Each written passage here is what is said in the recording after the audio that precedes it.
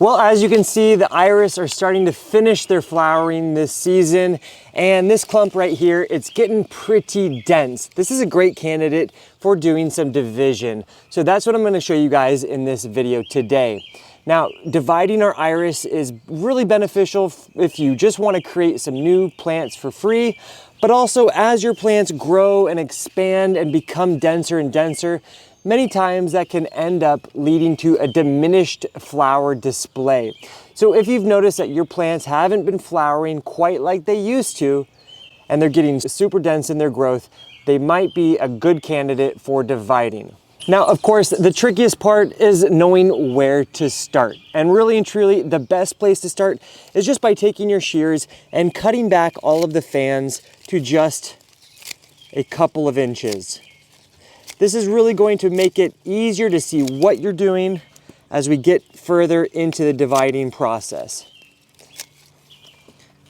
It's also going to give you a good idea of just how many plants you're really going to have at the end.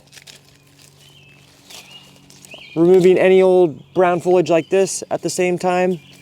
And if you do have any old flower spikes that you missed, definitely remove those as well.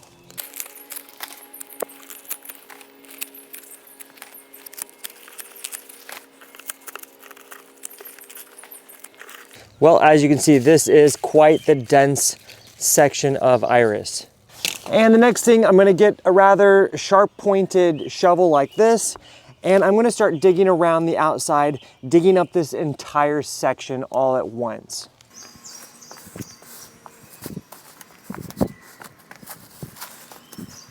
And you'll definitely feel yourself going through some root material, and that's gonna be fine. Don't worry. You can see how it just wants to all come up as one large clump.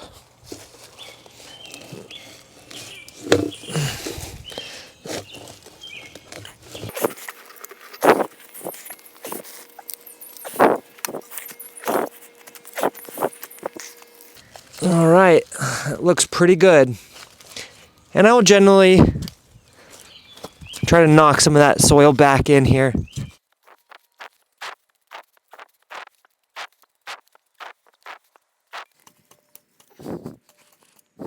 Next, it can be helpful to get a bucket of water and just start to clean those roots of that dirt. It's going to help really make things easier when you're looking at it. So now that it's nice and clean, we'll start with our low-hanging fruit, and we'll just start to kind of like tease these sections apart. You know, they'll naturally just start to come and separate at times. When you have clumps like this, you can honestly just take your hands and you just break them into chunks. See a chunk like this? Just gonna break it into a piece.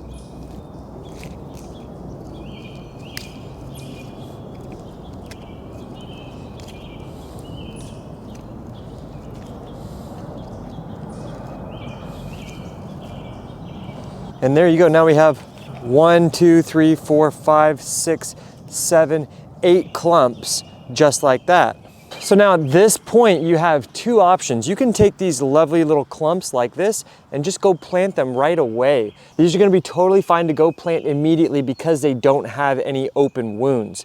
However, as you can see, I have 3 beautiful plants in this one clump.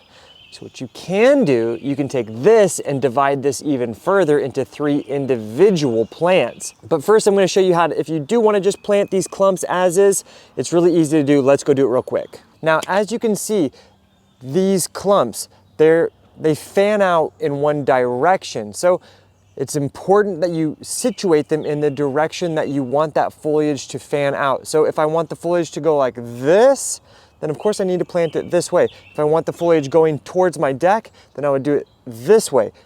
Obviously, maybe not that obviously, I don't want them to go towards the deck. I want them to go outwards. So with that in mind, here's how you get them planted. It's important that we plant them as shallowly as possible. We want these roots to go down into the ground, but we want this rhizome to stay basically at the surface of the soil. So I have this ground that's already been prepared, and I will take it, caress those roots in,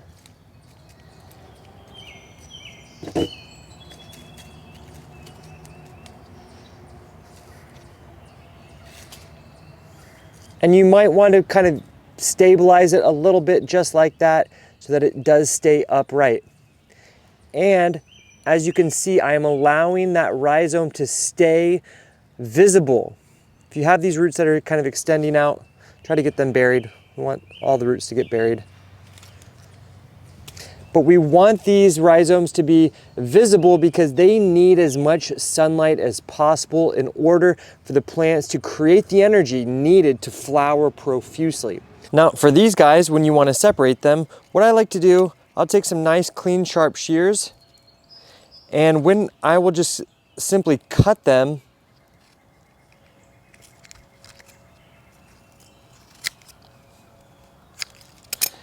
and each section that you cut, you want to make sure that it has some of these fans growing as well as some root material. That's going to ensure the best success.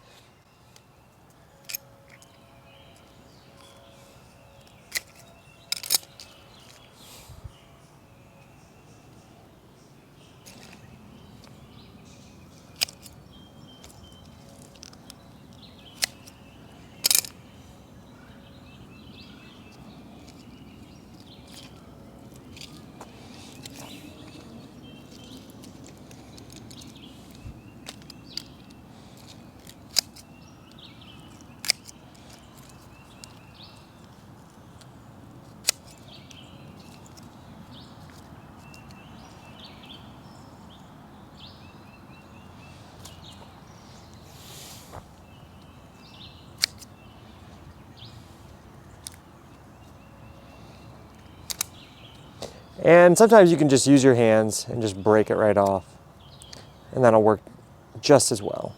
So now the important thing to do, because these all have these fresh wounds, we really want to give them a few days to cure these wounds over, heal them over before we get planted. That's going to minimize the chances of any sort of diseases or pathogens or even just simply rotting taking place if we were to go and plant them right away. So if you have like a tray like this is helpful, not totally necessary, but I'll just put them on this tray.